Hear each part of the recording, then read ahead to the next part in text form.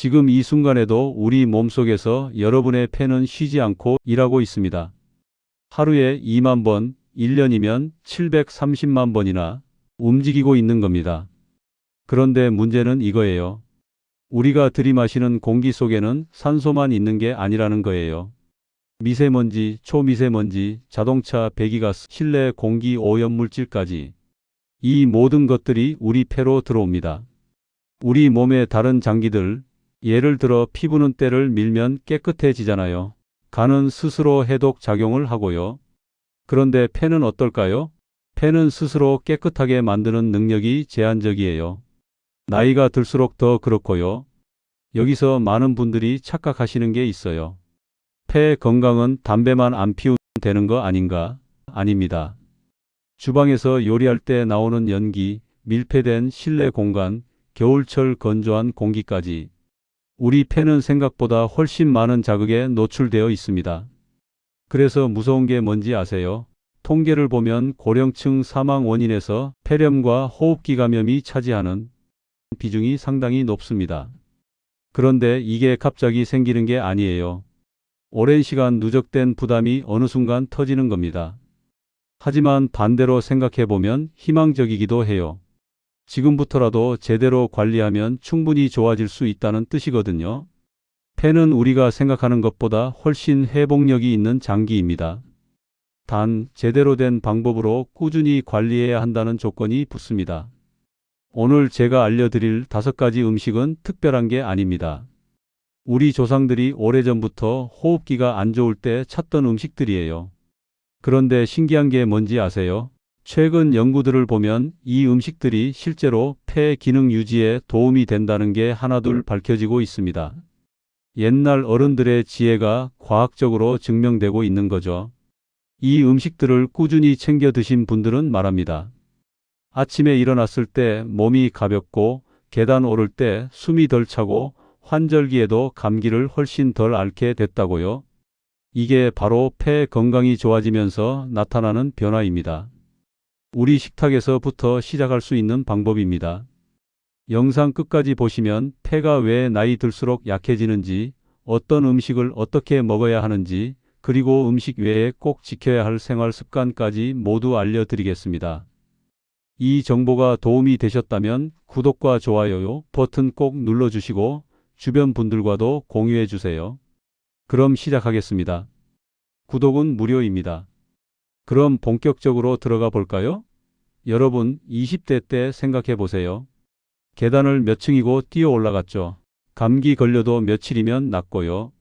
그런데 지금은 어떤가요? 계단 몇 층만 올라가도 숨이 차고 한번 감기 걸리면 한 달도 넘게 가고 기침은 더 오래 가죠. 이게 그냥 나이 들어서 그런 게 아닙니다. 우리 폐에 실제로 변화가 일어나고 있기 때문이에요. 구체적으로 어떤 변화가 일어나는지 알려드리겠습니다. 첫 번째 변화는 탄력입니다. 젊을 때 우리 폐는 풍선처럼 탄력이 좋아요. 숨을 들이쉬면 확 부풀고 내쉬면 확 줄어들죠. 그런데 나이가 들면 이 탄력이 떨어집니다. 마치 오래된 고무줄처럼요. 그러면 어떻게 될까요? 같은 양의 공기를 들이마셔도 산소를 덜 받아들이게 됩니다. 그래서 조금만 움직여도 숨이 차는 거예요. 두 번째는 가래 배출 능력입니다. 우리 폐 안쪽에는 작은 털들이 빽빽하게 나 있어요. 이 털들이 물결치듯 움직이면서 가래와 먼지를 밖으로 내보냅니다. 그런데 나이가 들면 이 털들의 움직임이 둔해집니다. 자동차 와이퍼가 오래되면 잘 안 닦이는 것처럼요. 그래서 가래가 잘 안 나오고 기침이 오래 가는 겁니다. 세 번째는 염증 반응입니다. 젊을 때는 외부 자극이 들어와도 우리 폐가 적절하게 반응합니다. 필요한 만큼만 염증을 일으켜서 빠르게 회복하죠.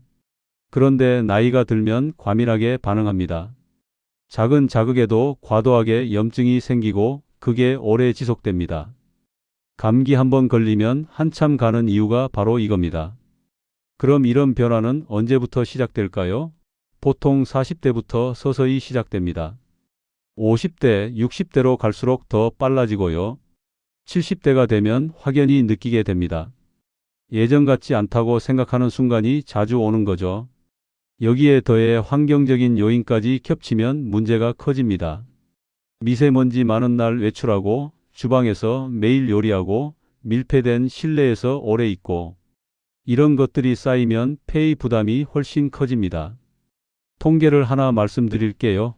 우리나라 노년층 사망 원인을 보면 폐렴과 호흡기 질환이 상위권에 있습니다. 그런데 이게 갑자기 생긴 병이 아니에요. 오랜 시간 폐 기능이 떨어지면서 면역력도 약해지고 작은 감염에도 버티지 못하는 상태가 된 겁니다. 여기서 중요한 걸 하나 짚고 넘어갈게요. 많은 분들이 폐가 더러워진다고 표현하시는데요. 정확히 말하면 더러워지는 게 아니라 기능이 떨어지는 겁니다. 노화와 환경 노출이 합쳐지면서 폐가 제 역할을 제대로 못하게 되는 거예요. 그럼 이미 약해진 폐는 어떻게 해야 하나? 폐는 제대로 관리하면 회복됩니다. 완전히 젊을 때로 돌아가지는 못해도 지금보다 훨씬 나아질 수 있어요. 그 방법 중 하나가 바로 오늘 알려드릴 음식입니다. 그럼 이제 폐가 우리 몸에서 어떤 역할을 하는지 정확하게 알아볼까요? 많은 분들이 폐는 그냥 숨만 쉬는 기관이라고 생각하세요. 하지만 실제로는 훨씬 더 중요한 일을 합니다. 폐의 가장 기본적인 역할은 산소를 받아들이고 이산화탄소를 내보내는 겁니다. 그런데 이게 왜 중요할까요? 우리 몸의 모든 세포는 산소가 있어야 에너지를 만들 수 있습니다. 밥을 먹어도 영양제를 먹어도 산소가 없으면 에너지로 바뀌지 않아요. 폐가 바로 그 산소를 공급하는 통로입니다. 그래서 폐 기능이 떨어지면 어떻게 될까요? 온몸의 산소 공급이 줄어듭니다. 그럼 제일 먼저 어디가 힘들어질까요? 바로 심장입니다. 심장은 산소가 부족하면 더 빨리, 더 세게 뛰어야 해요. 같은 양의 산소를 공급하려고요. 그래서 폐가 약한 분들은 심장도 같이 약해집니다. 실제로 연구들을 보면 폐 기능이 떨어진 분들은 심혈관 질환 위험도 높습니다. 이게 우연이 아니에요. 폐와 심장은 한 팀으로 움직이거든요. 폐가 산소를 받아들이면 심장이 그걸 온몸에 보내죠. 한쪽이 약해지면 다른 쪽도 부담이 커지는 겁니다. 두 번째로 영향받는 게 뭘까요? 피로입니다. 산소 공급이 줄어들면 우리 몸은 에너지를 제대로 못 만듭니다. 그래서 항상 피곤하고 아침에 일어나도 개운하지 않고 조금만 움직여도 지치는 거예요. 나이 들어서 그렇지 하고 넘기는데 실은 폐 기능 때문일 수 있습니다. 세 번째는 손발 냉증입니다. 의외죠. 그런데 생각해 보세요. 산소가 부족하면 우리 몸은 중요한 장기부터 챙깁니다. 뇌, 심장, 간 같은 곳이요. 그럼 손발 끝까지는 산소가 잘 안 가요. 혈액순환도 나빠지고요. 그래서 항상 손발이 차갑고 겨울이면 더 심해지는 겁니다. 네 번째는 어지럼증입니다. 특히 갑자기 일어날 때 어지러운 분들 많으시죠? 이것도 산소 공급과 관련이 있어요. 뇌는 산소를 엄청 많이 쓰는 장기거든요. 몸무게의 2%밖에 안 되는데 산소는 20%나 씁니다. 폐 기능이 떨어지면 뇌로 가는 산소가 줄고 그래서 어지럽고 멍한 느낌이 드는 거예요. 더 중요한 건 만성염증입니다. 폐 기능이 떨어지면 우리 몸에 만성적인 염증이 생깁니다. 이 염증은 혈관을 손상시키고 면역력을 떨어뜨리고 여러 질병의 원인이 됩니다. 그래서 폐 건강이 나쁜 분들은 다른 병도 잘 생기는 거예요. 여기서 핵심을 정리하면 이겁니다. 폐 관리는 단순히 기침을 줄이고 숨쉬기 편하게 만드는 게 아닙니다. 심장 부담을 줄이고 피로를 줄이고 혈액순환을 좋게 하고 전체적인 면역력을 높이는 겁니다. 폐 하나 관리하면 온몸이 좋아지는 거죠. 그래서 오늘 알려드릴 음식들이 중요합니다. 이 음식들은 단순히 폐만 돕는 게 아니라 전신 건강을 함께 개선하거든요. 항산화 작용을 하고 염증을 줄이고 면역력을 높이고 한 가지 음식으로 여러 효과를 보는 겁니다. 이제 본격적으로 5가지 음식을 알아볼 시간입니다. 이 음식들은 약이 아닙니다. 병을 치료하는 게 아니라 폐 기능을 유지하고 부담을 줄이는 데 도움을 주는 거예요. 꾸준함이 중요합니다. 첫 번째 음식 생강입니다. 생강 많이들 아시죠? 그런데 생강이 왜 폐에 좋은지 정확히 아시는 분은 많지 않으세요? 생강 안에는 진저롤과 쇼가올이라는 성분이 들어 있습니다. 이름은 어렵지만 하는 일은 간단해요. 우리 몸의 산화를 막아주는 겁니다. 산화가 뭔지 쉽게 설명드릴까? 사과를 깎아 놓으면 갈색으로 변하죠. 그게 산화입니다. 우리 몸도 마찬가지예요. 나이가 들고 환경 오염에 노출되면 세포가 산화됩니다. 폐도 산화되고요. 생강은 이 산화를 막아주는 역할을 합니다. 두 번째로 생강은 점액 분비를 조절합니다. 기침할 때 가래가 나오죠. 그게 바로 점액인데요. 너무 많아도 문제, 너무 적어도 문제예요. 생강은 이걸 적당하게 맞춰줍니다. 그래서 기침이 심할 때 생강차를 마시면 한결 나아지는 거예요. 세 번째는 생강이 따뜻한 성질입니다. 한의학에서는 예전부터 생강을 따뜻한 약재로 봤어요. 실제로 생강을 먹으면 몸이 따뜻해지죠. 이게 호흡기에 좋습니다. 차가운 공기나 자극으로 예민해진 기도를 진정시켜 주거든요. 그럼 생강을 어떻게 먹어야 할까요? 가장 간단한 건 생강차입니다. 생강 한쪽을 얇게 썰어서 뜨거운 물에 우려 마시면 돼요. 아침에 한 잔, 저녁에 한 잔이면 충분합니다. 요리할 때 조금씩 넣어도 좋고요. 주의할 점은 너무 많이 먹지 마세요. 생강은 자극적이거든요. 위가 약한 분들은 속이 쓰릴 수 있어요. 하루 한두 쪽 정도면 적당합니다. 두 번째 음식 대추입니다. 대추는 우리나라 사람들이 옛날부터 즐겨 먹던 과일이죠. 그런데 왜 폐에 좋을까요? 대추에는 당분과 여러 미량 영양소가 들어 있습니다. 이게 우리 몸의 기운을 푹 돋아주는 역할을 해요. 전통적으로 대추는 기침이 심하거나 피곤할 때 많이 먹었습니다. 특히 기력이 떨어진 노년층에게 좋다고 했어요. 현대적으로 보면 어떨까요? 대추는 스트레스를 줄이고 수면의 질을 높이는 데 도움이 됩니다. 여기서 중요한 포인트가 있어요. 수면과 면역력은 직접 연결되어 있습니다. 잘 자야 면역력이 좋아지고 면역력이 좋아야 폐도 건강해지거든요. 대추가 간접적으로 폐 건강에 도움을 주는 이유가 바로 이겁니다. 그리고 대추를 생강과 함께 먹으면 더 좋습니다. 생강은 자극이 강한데 대추가 그걸 완화시켜줘요. 동시에 대추의 효과는 오래 지속되게 만들고요. 그래서 옛날 사람들이 생강차에 대추를 꼭 넣었던 겁니다. 대추는 어떻게 먹을까요? 가장 간단한 건 대추차입니다. 대추 5개 정도를 물에 넣고 끓이면 돼요. 생강 한쪽을 같이 넣으면 더 좋고요. 그냥 간식으로 2~3개씩 먹어도 괜찮습니다. 주의할 점은 당분이 있다는 겁니다. 당뇨가 있으신 분들은 양을 조절하셔야 해요. 하루 3~4개 정도가 적당합니다. 세 번째 음식 배입니다. 배는 우리나라에서 기침에 좋은 과일로 유명하죠. 실제로 기침할 때 배를 찾는 분들이 많아요. 왜 배가 좋을까요? 배의 가장 큰 특징은 수분입니다. 배의 90% 가까이가 물이에요. 이 수분이 기관지 점막을 촉촉하게 유지해 줍니다.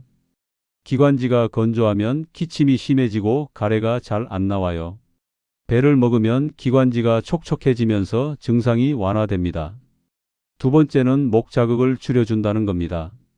기침을 오래 하면 목이 따갑고 아프죠. 배의 시원한 성질이 이 자극을 진정시켜 줍니다. 실제로 기침이 심할 때 배를 먹으면 목이 한결 편해지는 걸 느낄 수 있어요. 세 번째는 노년층에게 부담이 적다는 겁니다. 배는 자극적이지 않고 소화도 잘 돼요. 위가 약한 분들도 부담 없이 드실 수 있습니다. 씹기도 쉽고요.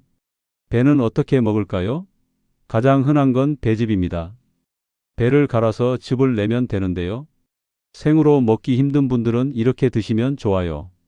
아니면 배를 쪄서 드셔도 됩니다.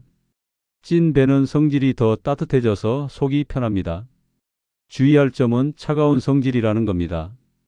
평소 몸이 찬 분들은 너무 많이 드시면 배가 아플 수 있어요. 하루 반 개에서 1개 정도가 적당합니다. 네 번째 음식 연근입니다. 연근은 좀 생소하실 수 있어요. 시장에서 쉽게 구할 수 있는데 막상 자주 먹지는 않죠. 그런데 연근이 폐 건강에 정말 좋습니다. 연근 안에는 폴리페놀과 식이섬유가 풍부해요. 폴리페놀은 강력한 항산화 물질입니다. 아까 말씀드린 것처럼 우리 몸은 나이가 들면서 산화됩니다. 연근은 이 산화를 막아주는 역할을 해요. 특히 환경오염에 많이 노출되는 분들에게 좋습니다. 도시에 사시는 분들, 주방 일을 많이 하시는 분들, 담배 연기에 노출되는 분들, 이런 분들은 폐가 산화 스트레스를 많이 받거든요. 연근이 그걸 줄여줍니다. 식이섬유도 중요합니다. 식이섬유는 장 건강에 좋다고 알려져 있는데요. 장이 건강해야 면역력도 좋아집니다. 우리 몸 면역 세포의 70%가 장에 있거든요. 연근으로 장을 건강하게 만들면 간접적으로 폐도 건강해지는 겁니다. 연근은 어떻게 먹을까요? 가장 간단한 건 데쳐서 먹는 겁니다. 연근을 얇게 썰어서 끓는 물에 데친 후 초고추장에 찍어 먹으면 맛있어요. 조림으로 만들어도 좋고요. 연근차로 만들어 마실 수도 있습니다. 주의할 점은 너무 딱딱하다는 겁니다. 치아가 약한 분들은 얇게 썰어서 충분히 익혀 드세요. 소화가 잘 안 되는 분들은 처음엔 조금씩 먹어보면서 몸이 적응하게 하시고요. 5번째 음식 율무입니다.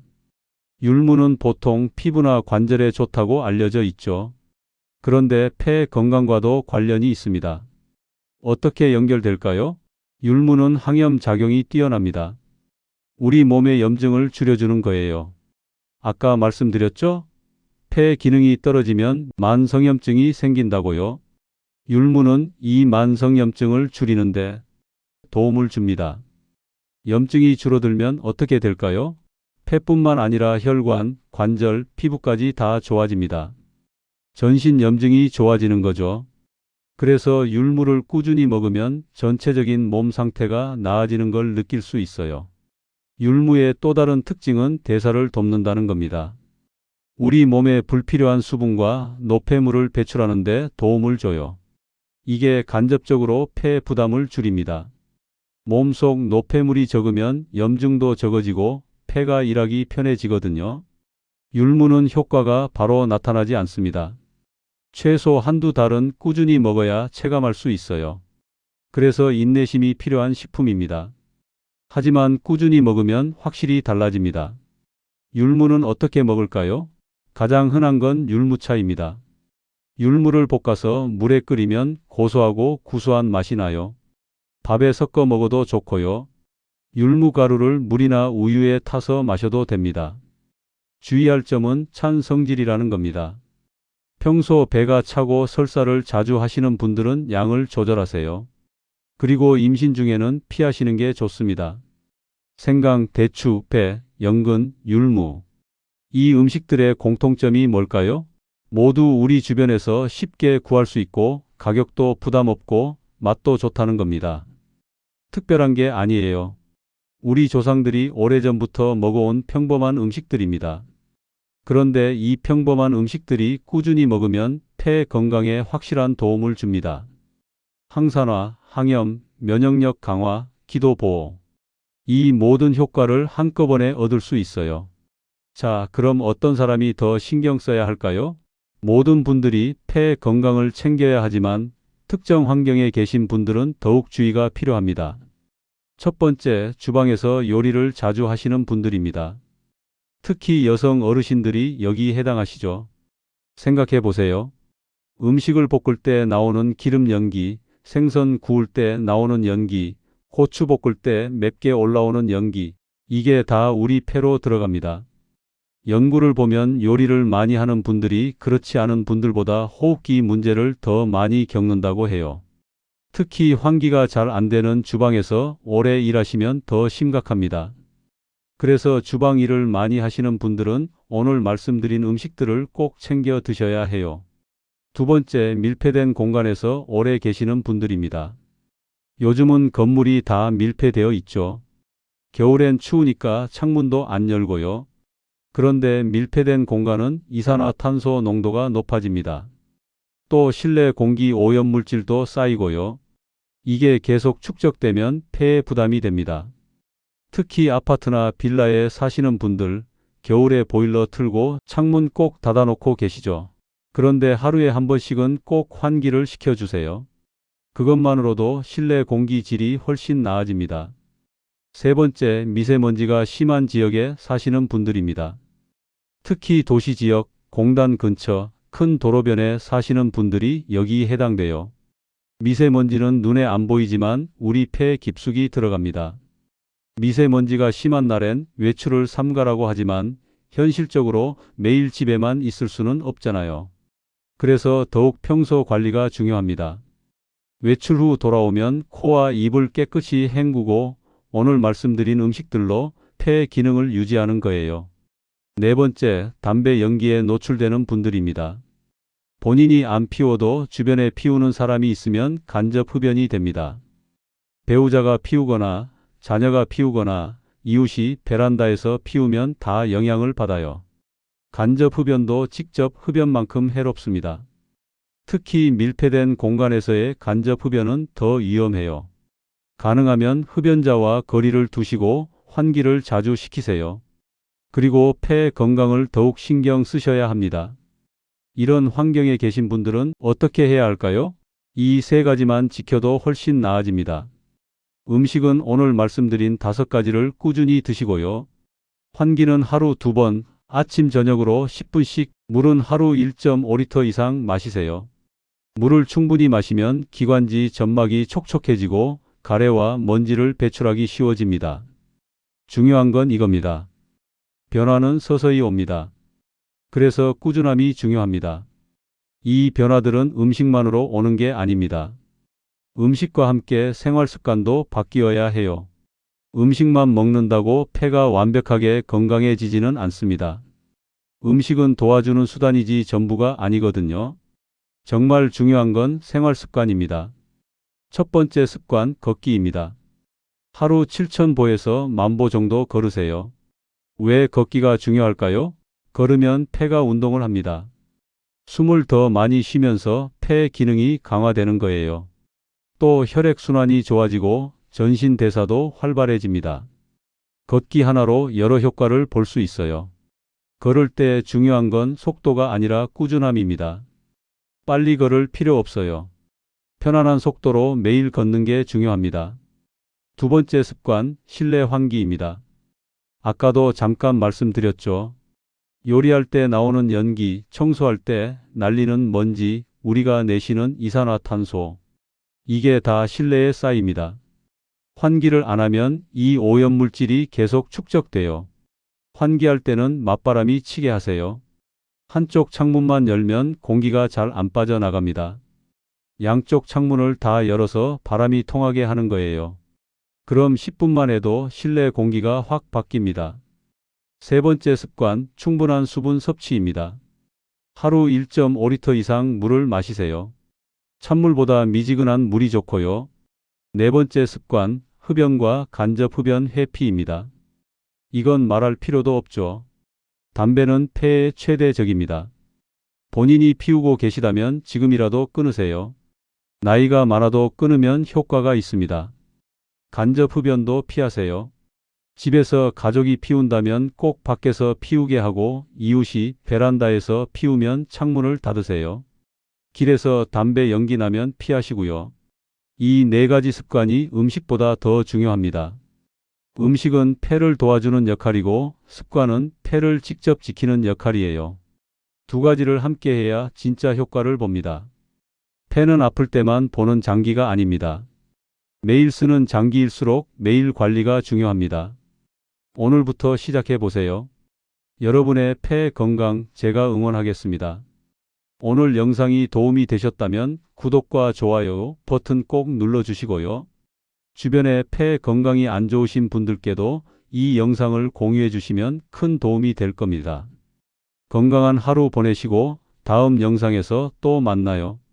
감사합니다.